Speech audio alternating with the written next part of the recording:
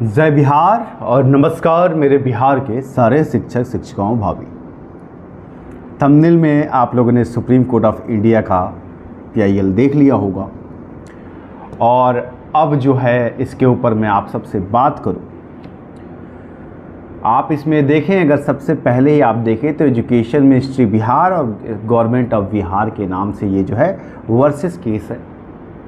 इसके बारे में मैं आपसे बात करूं कि फाइनली जो है बिहार शिक्षक बहाली सुप्रीम कोर्ट के दरवाजे तक पहुंच गई। ये बात अभी तक आप लोगों को पता नहीं है। मैंने बार बार आप लोगों को बताया, बहुत सारे साथी ये कह रहे थे कि ऐसा नहीं है, ऐसा कुछ नहीं होने वाला है, आप डरा रहे हैं। देखिए, मेरा मकसद डराना है ही नहीं और ना ही मैं आप लोगों को डराता हूँ।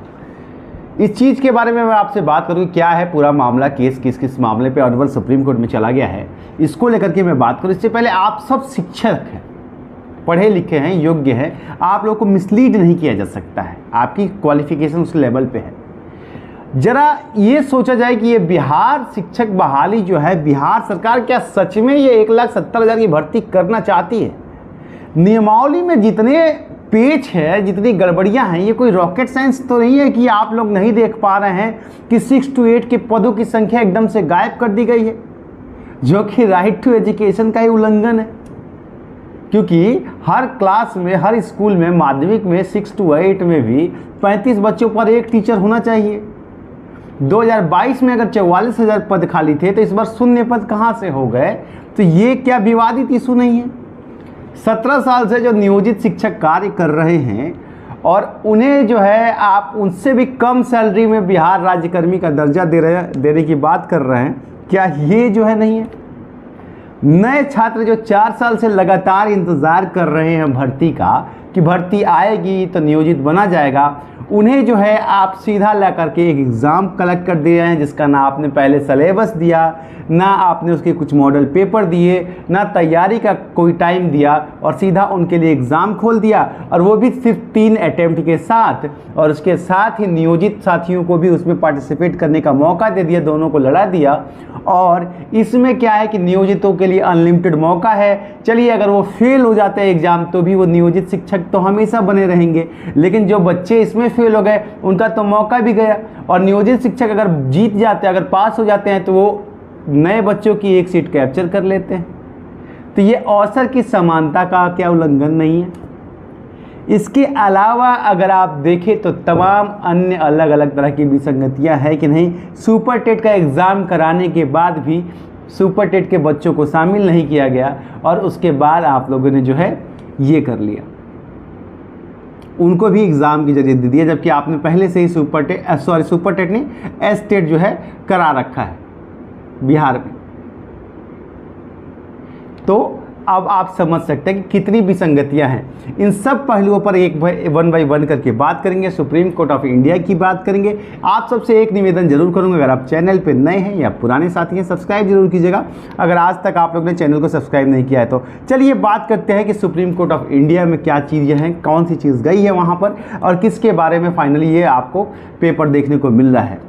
इससे पहले मैं आप लोगों को एक और बात बताऊं कि अगर आप लोग अभी पढ़ाई, उम्मीद कर रहा हूं कि भाई पढ़ाई तो आपको करना ही है, तो अगर आप पढ़ाई की तैयारी में भी लगे हुए हैं तो आपको अगर पढ़ना है अच्छी तरीके से, तो बहुत सारे साथियों के लिए ये दिक्कत हो रही है, तो किरण पब्लिकेशन उनके लिए जो है एक बेस्ट गाइड लेकर के आ गया। चाहे वो सामाजिक विज्ञान 9 से 10 के लिए हो, 9 से 10 के लिए विज्ञान की गाइड हो, या फिर 1 से 5 के लिए सामान्य अध्ययन की गाइड हो, जिसमें आप विस्तृत रूप से पूरे सिलेबस को पढ़ सकते हैं, देख सकते हैं, और उसके जरिए पूरा सिलेबस कवर कर सकते हैं। आप किरण पब्लिकेशन की इन 3 बुक्स के जरिए आप अपनी तैयारी को बहुत मजबूत कर सकते हैं, अपना सीट सुनिश्चित कर सकते हैं। लिंक्स मैं आपको डिस्क्रिप्शन में दे दूंगा, जहां से आप जो है इसे ले सकते हैं और आप अपनी तैयारी कर सकते हैं।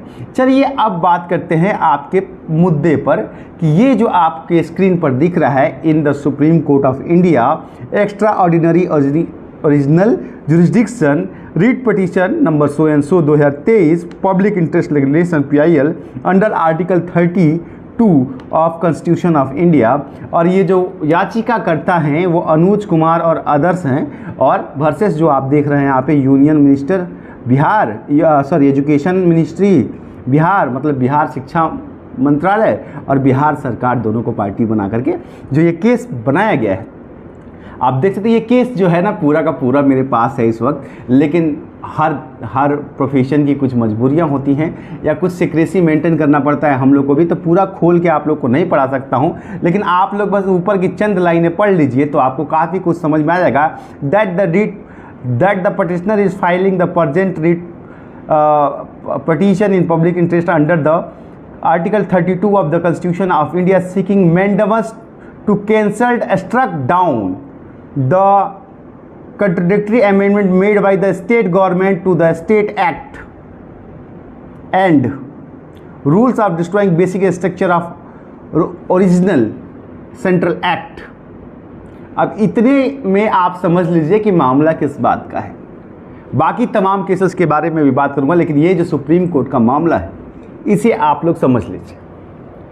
ये मामला था और ये भी बिहार सरकार की एक सोची समझी रणनीति है। देखिए, तमाम राज्य के लिए कहा जाता है कि ये जो है कि टोटल डोमिसाइल बेस है। देखिए 10% अगर राज्य ने छोड़ दिया होता जनरल कैटेगरी का, जिसमें कि बिहार के लोग भी फाइट कर लेते और बाहर के लोग भी फाइट कर लेते, तो ये मामला कोर्ट में जाता ही नहीं, क्योंकि तमाम ऐसे राज्य हैं जहां पर जो है उन्होंने अपने राज्य के लोगों को ही शिक्षक में रखा है। ये कोई बड़ी बात नहीं है, लेकिन हर राज्य जो है 10% सीटें छोड़ देता है और तमाम राज्य ऐसे भी हैं जहां पर जो है विविधता अलग अलग है, वहां लोग जाते भी नहीं हैं। बिहार सरकार ने भी डोमिसाइल लागू किया है, बहुत अच्छा किया है, लेकिन प्रॉपर स्टेट अमेंडमेंट के जरिए इसको पास नहीं किया है, जिसकी वजह से ये जो मामला गया है सुप्रीम कोर्ट ऑफ इंडिया में, वो गया है बाहर के छात्रों के द्वारा, अन्य राज्यों के छात्रों के द्वारा जो बिहार में शिक्षक बनना चाहते हैं, और उनका कहना ये है कि उन्हें भी मौका दिया जाए।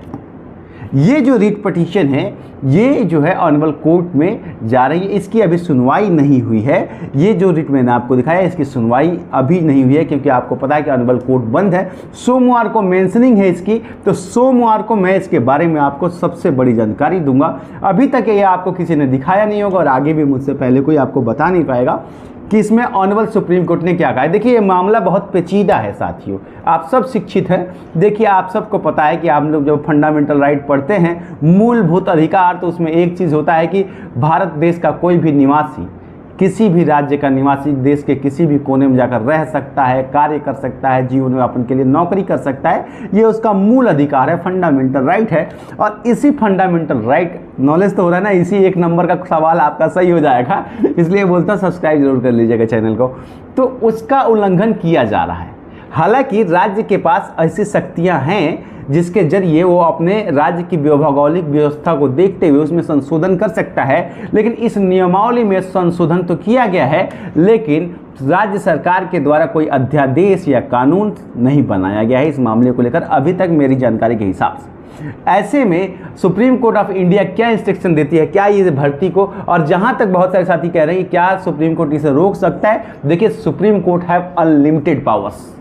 ये बात आप लोग पहले समझ लीजिए कि सुप्रीम कोर्ट के पावर की कोई सीमा नहीं है। सुप्रीम कोर्ट चाहे तो पूरी भर्ती बिल्कुल एक आदेश के साथ 1 मिनट में रद्द कर सकता है, रोक सकता है, अनिश्चितकालीन के लिए उसको बंद करवा सकता है, पुरानी नियोजित भर्ती ही चालू भी कर सकता है, जो चाहे कर सकता है, वो कानून के परिदृश्य से है। लेकिन सुप्रीम कोर्ट का फैसला आने से पहले मैं कोई टिप्पणी करूं, ये अपने आप में मैं उचित नहीं समझता हूं। कोर्ट की कहीं ना कहीं ये तौहीन होगी कि मैं इस ऑर्डर को प्रेडिक्ट करूं कि इसमें क्या होने वाला है। जहां तक मुझे लग रहा है कि हो सकता है कि ऑनरेबल जो सुप्रीम कोर्ट ऑफ इंडिया है वो इन लोगों को कहे कि आप जो है पहले पटना हाई कोर्ट जाइए और वहां से फैसला लेकर के आइए, फिर आप हमारे पास आइएगा।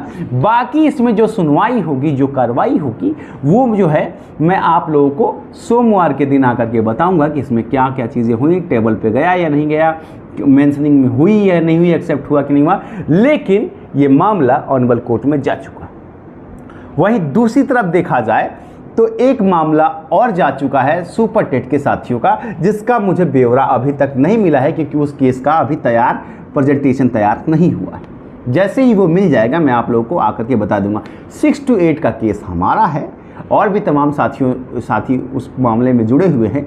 जैसे ही हमारा केस ऑन द टेबल जाएगा हम आपको उसकी भी सूचना देंगे। लेकिन यहाँ से मैं एक चीज़ आप लोगों को बड़े क्लियर तरीके से बता दूं साथियों कि इंडिविजुअल हम लोग इस भर्ती को रोक नहीं रहे हैं, हमने स्टे की मांग नहीं की है, हम इस भर्ती प्रक्रिया को रोकना नहीं चाहते हैं। हम बस ये चाहते हैं कि 6 से 8 की भर्ती जो है वो पद ला करके दे दिया जाए बच्चों को, ताकि पदों की संख्या भी बढ़ जाए और 6 से 8 में 6 to 8 में जो एलिजिबल हैं उन्हें भी नौकरी मिल जाए।